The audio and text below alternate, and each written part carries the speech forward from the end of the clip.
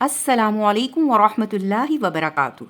الحمدللہ، ہم نے اپنے پچھلے لیسن میں آپ کو بتایا تھا کہ قرآن پاک میں کل 9 حرکات ہیں: زبر، زیر، پیش، 2 زبر 2 زیر 2 پیش، کھڑی زبر کھڑی زیر الٹا پیش، اور 4 علامات ہیں: جزم، شد، بڑی مد، چھوٹی مد۔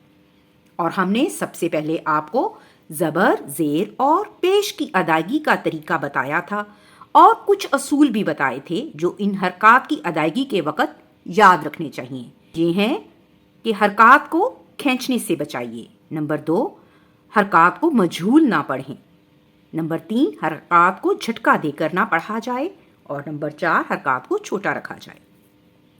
مجھے امید ہے کہ آپ سب نے یہ لیسن ضرور دیکھا ہوگا اور ان حرکات کو ادا کرنے کی خوب پریکٹس بھی کی ہوگی۔ اگر کسی نے یہ لیسن نہیں دیکھا تو پچھلے لیسن نمبر 22 حرکات کی ادائیگی کا طریقہ کو ضرور دیکھ لے، تاکہ زبر، زیر اور پیش کی ادائیگی کے اصول اچھی طرح سے سمجھ میں آ جائیں۔